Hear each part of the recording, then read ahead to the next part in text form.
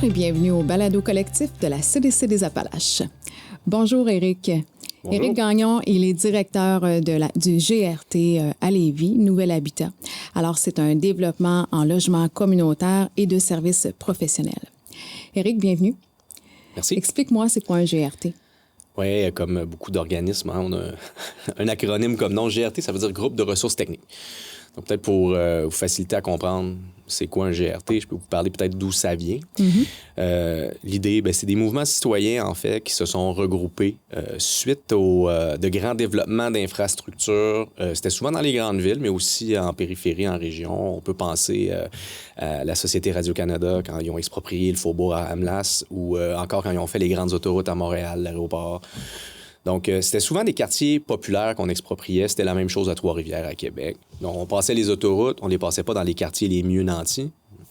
Sinon, c'était minime partie. C'était souvent dans les quartiers populaires. Même le maire de l'époque disait « On va être la première ville sans taudis. » Donc, c'est des affirmations en pensant qu'on va tasser la pauvreté comme si ça allait disparaître. Alors, des groupes qui se sont mis ensemble, on dit, nous, on a besoin de logements, mais on ne peut pas aller n'importe où non plus. On a besoin des logements abordables qui représentent, qui répondent à nos besoins, finalement. Donc, c'est de là qu'ils ont demandé l'expertise de certains professionnels, des architectes. À l'époque, c'était l'Université de Montréal. Et ils ont décidé, ensemble, de créer les premiers GRT. Bon, ça a été des initiatives là, plutôt isolées au départ, puis ça a créé un mouvement. Donc, et le GRT Nouvel Habitat est né presque au début du mouvement des GRT. Donc, on a 46 ans cette année. Donc, qu'est-ce qu'on fait? On développe du logement socio-communautaire qui est généralement... Et l'objectif, c'est d'être toujours en dessous du marché. Donc, c'est à but non lucratif. C'est soit des OSBL d'habitation ou des coopératives d'habitation. On travaille également avec les offices d'habitation. Donc, différentes tenures. L'idée, c'est d'offrir du logement à la hauteur des moyens et des besoins des ménages. Et certaines problématiques aussi. Là. Donc, on peut autant, comme en ce moment, on travaille sur une résidence de 12 unités à Lévis pour des personnes vivant avec l'autisme, mais autonomes. Donc, ça, c'est très spécifique, c'est niché, mais c'est un besoin qui a été exprimé. Et c'est toujours comme ça que ça a fonctionné. Comme à l'origine des GRT, c'est venu des citoyens qui ont demandé l'expertise technique. De là, groupe de ressources techniques. Okay. Donc, oui, nous, on va faire des présentations publiques et tout, mais les projets viennent des citoyens et des besoins exprimés. Ça, c'est la partie développement où on peut aussi faire de la rénovation, acquisition, transformation pour les retirer, disons, du marché privé pour qu'ils soient plus abordables puis à l'abri de la spéculation foncière. Et on a aussi le département de gestion immobilière et financière. Bon, parce qu'un OSBL d'habitation de citoyens qui s'est créé, disons, à Thetford Mines, n'a pas nécessairement les compétences, le temps de gérer, par exemple, un nouvel édifice de 48 logements, tout ce qui est les baux, tous les problèmes qui peuvent subvenir dans un édifice, et la gestion financière également. Donc, parce qu'évidemment, ça aussi, ça prend quand même beaucoup de temps à gérer. Oui. Donc, le GRT offre ces services-là également et toujours en dessous du prix du marché, disons, d'un équivalent sur le privé qui font de la gestion C'est d'immeubles. quoi le processus quand on veut rentrer, mettons, dans un GRT? C'est quoi le processus? Est-ce qu'il faut être un promoteur, il faut être un développeur au niveau où c'est un architecte qui amène les projets basés sur les besoins de la région? Comment ça fonctionne? Si vous voulez être accompagné par un GRT? Oui. OK. Souvent, c'est les gens qui viennent à nous ou lors d'une présentation publique, on est très actif là, sur les tables de concertation partout en Chaudière-Appalaches qui concernent les besoins en logement. Et quand ils savent qu'on existe, ils viennent nous voir. Okay. Pour comment vous pouvez nous accompagner. Puis parfois, on est là dès le départ, dès l'idée. On aimerait ça créer une RPA, par exemple, à Vallée-Jonction, comme on a accompagné à Saint-Éliseur également récemment. Et c'est là qu'on les guide, dans le fond. Le GRT prend pas de décision pour la forme, la tenue, par exemple, si c'est une coopérative d'habitation, un OSBL. On leur explique c'est quoi la différence selon leurs besoins, qu'est-ce qui répondrait mieux à leurs besoins et qui se forme à ce moment-là un conseil d'administration et réellement un OSBL au registraire des entreprises ou une coopérative. Et nous, on les guide selon notre expérience à travers le processus. Okay. Donc, demande de subvention. À la base aussi, il faut peaufiner le projet, avoir des esquisses, faire des études pour tenter d'avoir les subventions pour aller de l'avant. Okay. Donc, on est là comme accompagnateur, en fait. Toute décision sur tous les projets sont prises par le conseil d'administration. Nous, on est là pour guider, proposer.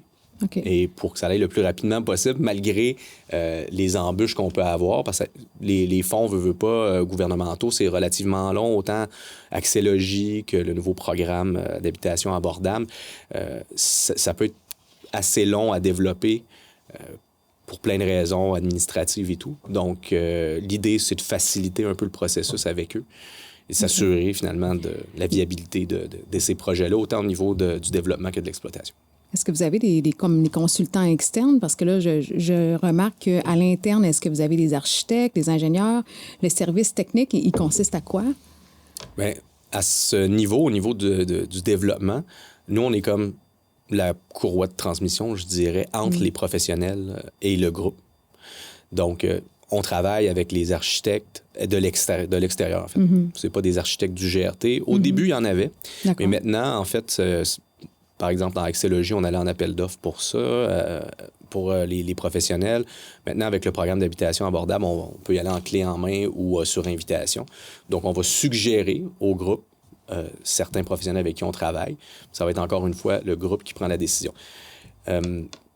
Pour ce qui est du cheminement, de tout ça dès le départ, les professionnels, en région, généralement, on n'aimait pas trop le processus d'appel d'offres public puis d'avoir des gens de Montréal, par exemple, qui viennent travailler chez nous. Les gens de Thetford sont fiers, les gens de Saint-Georges-de-Beauce sont fiers, ils aiment ça travailler avec leurs propres professionnels. Donc, l'idée de pouvoir maintenant y aller en appel d'offres, plutôt sur invitation, on préfère ça. Parce qu'eux aussi ont fait déjà d'autres projets ou des gens du conseil d'administration. Ils connaissent les gens locaux et préfèrent travailler avec les gens de la place puis faire aussi rouler l'économie locale. Ça, pour ça, c'est un avantage, je dirais. OK. Puis c'est quoi les programmes auxquels, parce que là, tu parles d'un programme spécifique auquel c'est attaché, le GRT, ou il y a d'autres programmes? Il y a une multitude de programmes et ça change constamment. Certains programmes ont été là pendant longtemps, pendant des décennies. Par exemple, depuis la fin des années 90, le principal programme de développement des GRT au Québec, ça a été Accès-Logis. Et c'est un programme porté par la Société d'habitation du Québec. On y a mis fin, en fait, on a annoncé la fin en mars 2022.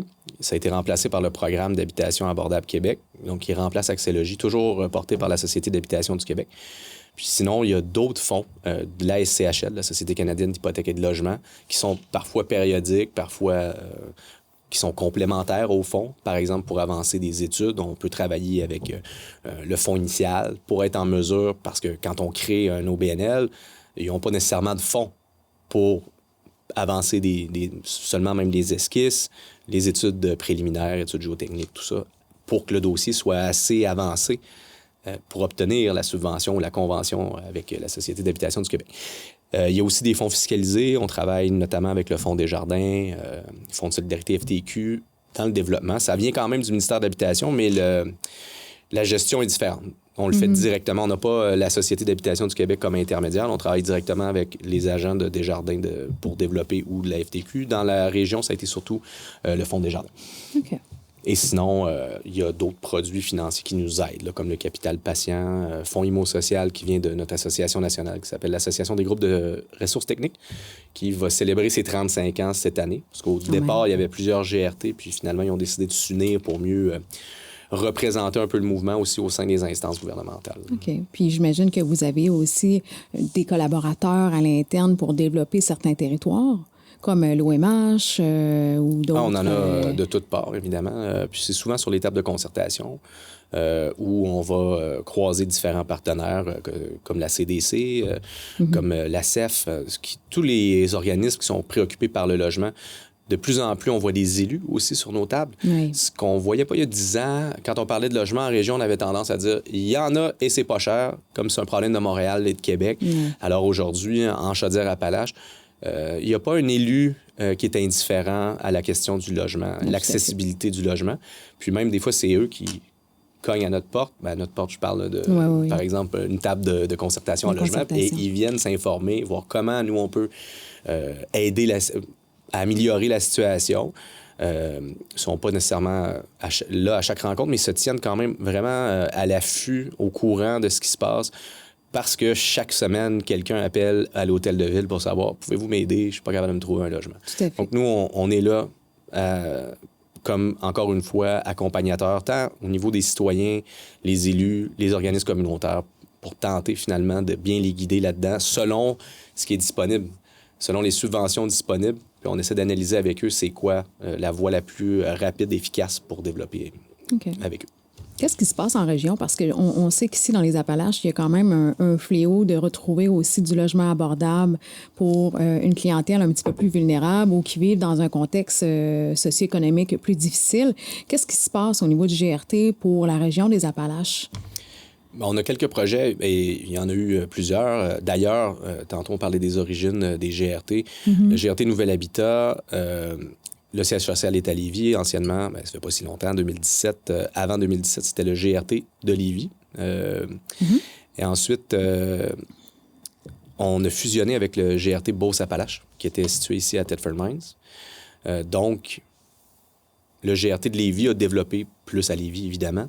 Et dans le secteur Beauce-Appalaches, maintenant, c'est l'ensemble de la Chaudière-Appalaches, excepté des MRC de Montmagny-Lillet, qui c'est un autre GRT, celui de la Côte-du-Sud, qui développe dans ce secteur-là. Dans les Appalaches, le GRT Beauce-Appalaches a développé plusieurs projets. Nous, depuis qu'on a fusionné, on a 2 projets, dont un qui vient de sortir de terre, comme on dit, une résidence de 16 unités pour femmes victimes de violences conjugales ou ayant certaines problématiques. Donc, on ne peut pas non plus l'identifier, puisque, évidemment, l'adresse est confidentielle. Et un autre qui a été annoncé tout récemment, fin août, d'un promoteur privé. Dans le fond, ça se trouve être le seul projet actuellement qui est accompagné par un GRT, celui de DJV Immobilier à l'arrière du Saint-Hubert, 48 unités. Oui. Ça, c'est pour des familles, personnes seules. C'est ce qui se passe en ce moment. Par contre, on se rend compte qu'il y a certaines lacunes au niveau du programme actuel. Si on prend le FAC, le programme d'habitation abordable, qui demande une très grande collaboration de la ville et dans les plus petites municipalités, c'est difficile. Quand on arrive avec les montages financiers, on dit que la ville doit collaborer à environ 15 à 20 des coûts de réalisation. Dans le programme, comment c'est expliqué, dans le fond, c'est 40 de la subvention de la Société d'habitation du Québec. Donc, s'il y a une subvention de 10 millions, par exemple, là, de la SHQ, 40 ça fait que la municipalité devrait collaborer à la hauteur de 4 millions de dollars. C'est pas toutes les municipalités qui peuvent se le permettre. Des fois, la trésorerie des municipalités, c'est assez difficile. Donc, c'est un défi. C'est un défi. C'est sûr qu'il y a des moyens de le faire, des dons de terrain, des congés de taxes, des services offerts pour le projet, pour combler, pour arriver finalement à la contribution du milieu demandée par les différents fonds. Et l'autre aspect, c'est la hausse des coûts également de construction depuis particulièrement la pandémie. Ça a explosé, près de 40 de hausse. Ce qui veut dire que le pourcentage aussi augmente de contribution du milieu. Si c'est un pourcentage des coûts de réalisation, évidemment, ça devient encore plus difficile. Et pour viabiliser les projets, ça prend souvent des gros projets.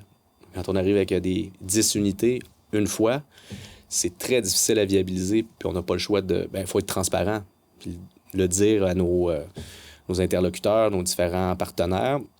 On ne veut pas créer du rêve non plus. Si on voit, malheureusement, que c'est pas viable, selon le contexte, parce que ça évolue toujours, les subventions. Des fois, il y en a qui viennent pallier les manques ou on serait en mesure, finalement, d'avoir une contribution du milieu autre que celle seulement de la municipalité ou des partenariats de municipalité, MRC. On se creuse la tête pour que ça fonctionne selon les conditions. Mais malheureusement, surtout en région, il y a beaucoup de projets qui n'iront pas de l'avant parce qu'ils sont trop petits. Par contre, on a quand même des propositions. On essaie de penser et de collaborer avec nos partenaires. On parle beaucoup de modulaire ces temps-ci. Ça semble être une voie privilégiée par la SHQ, par la ministre elle-même. Donc, nous, on va essayer justement de pallier à ça en utilisant le modulaire. Par exemple, construire un 10 unités, c'est extrêmement dur à viabiliser, mais si on a 10 municipalités qui veulent faire 10 unités, on part la machine en même temps. Puis, c'est quoi un gros projet, en fait? Ça se calcule en nombre de portes? Tout à fait. Pour viabiliser un 20, c'est difficile, 25. Ça Donc, l'est ça veut dire également. au-delà de... plus les coûts augmentent, ça devient de plus en plus difficile. Les projets doivent être plus gros parce qu'il ne faut pas oublier que ça demeure à but non lucratif Oui, tout à fait. et que les loyers doivent demeurer environ 25 en dessous du marché.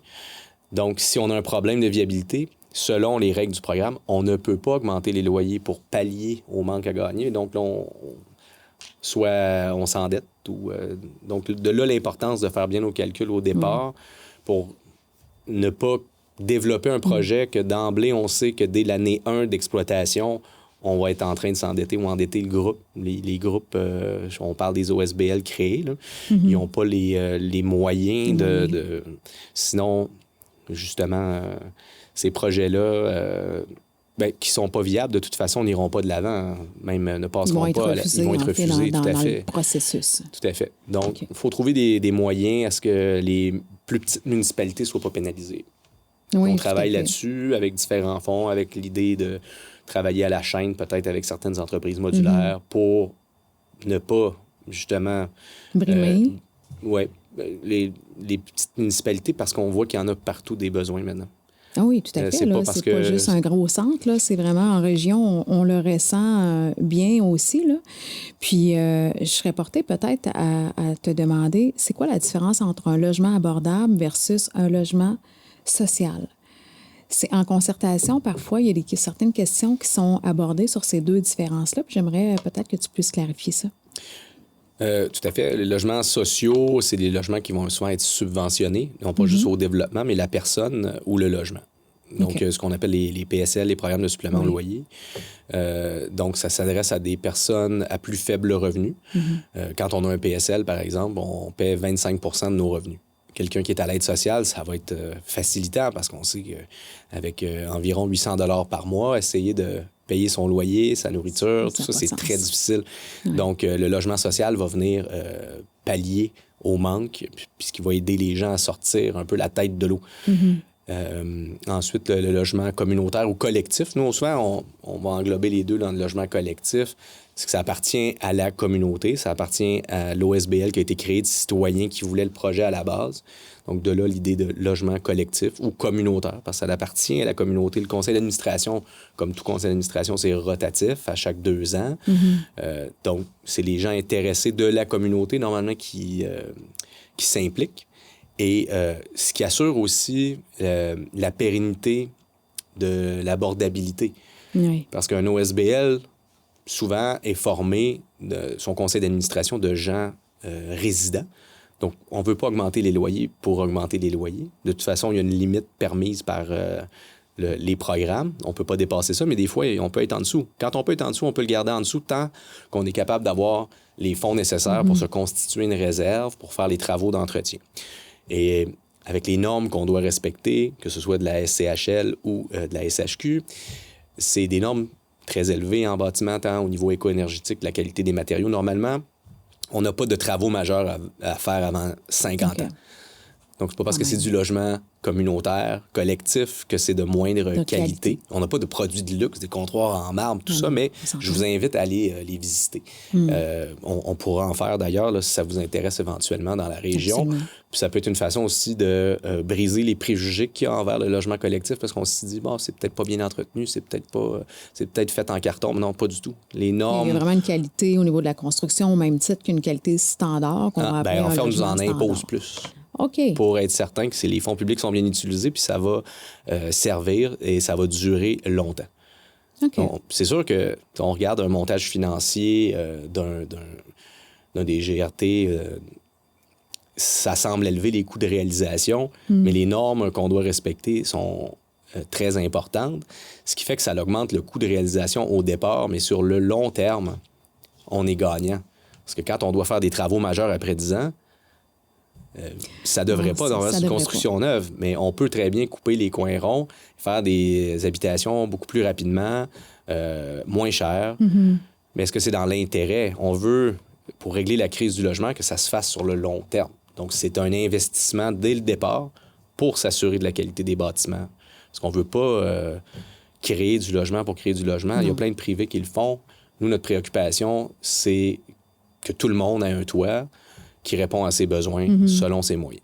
On s'entend que le logement, cette préoccupation-là, au niveau de notre territoire et de plein d'autres territoires, c'est une préoccupation qui est constante, qui est en évolution, qui est en croissance. Est-ce qu'on a des pistes de solutions qu'on peut apporter, nous, en tant que citoyens, en tant qu'entrepreneurs, en tant qu'organisme? Qu'est-ce qu'on peut faire pour dire on va bonifier cette offre-là, on va pallier à ce besoin-là qui est en croissance? Est-ce que le GRT peut aider, peut soutenir là-dedans?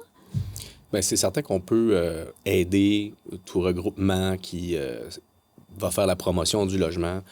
Il y a plein d'initiatives qui se font un peu partout. Puis je pense qu'il faut penser aussi à l'extérieur du cadre parce que, justement, les besoins sont si grands qu'il faut tout le monde travailler ensemble. Autant les entrepreneurs privés, le système de santé, les services sociaux, en éducation. Parce que tout le monde a besoin de logement. Donc, parfois, on peut avoir de la difficulté avec un projet X pour qu'il cadre dans un programme, mais il y a un entrepreneur qui dit « Ouais, mais moi, j'en aurais besoin pour loger mes travailleurs. » On peut faire des habitations mixtes qui pourraient, par exemple, loger les travailleurs d'une compagnie donnée et le reste, ça serait famille, personne seule. On a eu des approches aussi du centre de services scolaires pour loger des étudiants plus vieux ou aux adultes, en fait. Là. Comment on peut marier ça avec un projet qu'on n'est pas capable de viabiliser pour telle raison? Il faut être capable de travailler ensemble de toutes parts. Puis pour ce qui est de la collaboration avec les élus, comme je disais tantôt, est très bonne en ce moment, puisque je pense qu'ils nous considèrent comme des acteurs importants. Tout à fait. Mais je pense que tous et chacun qui a le logement à cœur, on est tous des acteurs importants. Il faut travailler ensemble, même des organismes ou des regroupements avec qui on peut être en compétition sur le territoire à certains niveaux. Il faut travailler en coopétition. Hein, parce que le logement est trop important pour qu'on commence à se faire des guerres. Oui. Il faut être capable de trouver comment se complémenter entre les différentes FEDE, les OH, les GRT. Je pense que chacun, on a nos spécialisations. Puis on est tous capables de travailler dans cet écosystème-là pour répondre à des besoins qui sont plus spécifiques pour chacun de ces intervenants-là. Et on a chacun nos spécialisations. Donc, travaillons ensemble. Je pense que ça se fait bien. On se voit ensemble dans les différents regroupements, les différents colloques à travers l'année, que ce soit au rendez-vous de l'habitation ou quand il y a des colloques thématiques, là, comme ça a été le cas en mai dernier, sur les perspectives internationales en logement. Qui fait mieux? On essaie de s'inspirer de pays, par exemple, comme l'Autriche, qui a 20 et plus même de logements collectifs. Très intéressant. Donc, comment vous avez réussi à faire ça? Donc, on est à l'écoute. On essaie de voir, de pas réinventer la roue. Si on voit que ça se fait mieux ailleurs, pourquoi pas s'en inspirer pour essayer d'améliorer la situation au Québec. Là, ici, au Québec, on a environ 10 de logements communautaires collectifs. Et ça serait l'idée, là, dans les prochaines années, de doubler ce pourcentage-là pour assurer, là, justement, des logements. C'est bien de pouvoir s'inspirer des autres régions, des autres pays, de voir comment on pourrait aussi misser cette inspiration-là ici. Là. Est-ce que, pour terminer, tu aurais une recommandation pour qu'on puisse pallier à réduire, justement, ce besoin-là ou de définir à venir construire le plus de logements abordables? C'est toute une question, une recommandation. Il y a plusieurs... Une recommandation ou plusieurs, aspects. Comme tu souhaites. Je crois que dans nos différents regroupements, ce qu'on veut s'assurer, c'est que les logements qu'on développe demeurent à l'extérieur de la spéculation foncière. De là l'importance de miser sur le logement collectif. On a vu dans le dernier plan en habitation, fin du mois d'août, on mise beaucoup sur la quantité de logements, donc l'offre de logements. On comprend la logique, il y a plus de logements, offre et demande, donc les personnes les mieux nanties vont avoir plus de facilité à se loger, ou les personnes avec un revenu plus important vont pouvoir aller dans les logements plus luxueux, ou quelqu'un qui a plus de 2 000 par mois pour se loger, par exemple, n'a pas le même problème que la personne qui a 500. Oui, je comprends. Okay? Donc, la crise du logement ne touche pas les gens de la même façon. L'impact est différent selon son statut socio-économique. Donc, si on augmente l'offre de logement, il faudrait que ça soit plus important que la démographie. Et actuellement, la démographie augmente plus rapidement que les logements. Donc, pour nous, c'est important qu'il y ait une part qui soit consacrée au logement collectif pour s'assurer que ça demeure à but non lucratif, abordable. Quand je dis à but non lucratif, il ne faut pas non plus penser que les gens ne sont pas payés. Non, tous les professionnels, que ce soit avec un privé, ici, avec des JV, par exemple, c'est un privé. Eux, les honoraires de tout le monde sont payés. Un architecte qui travaille sur un projet privé à but lucratif, donc c'est-à-dire qu'ils vont faire du profit avec les loyers. Quand je dis à but non lucratif, c'est que les loyers, les seuls surplus qu'on peut engendrer, c'est pour faire les rénovations, donc pour la réserve. Vous voyez, donc tout le monde y gagne. Et les privés qui veulent développer puis que ça reste dans le marché à l'extérieur de la spéculation foncière, bien, nous, on est prêts à travailler avec eux également, c'est sûr. On a un exemple ici à Telford. Merci beaucoup, Éric. Ça a été un honneur de te voir ici. On aurait pu encore en parler longuement. Merci beaucoup pour ta présence. Ça sera une nouvelle invitation, on ne sait jamais, pour parler de l'inspiration des autres pays. Alors, c'était le balado collectif de la CDC des Appalaches.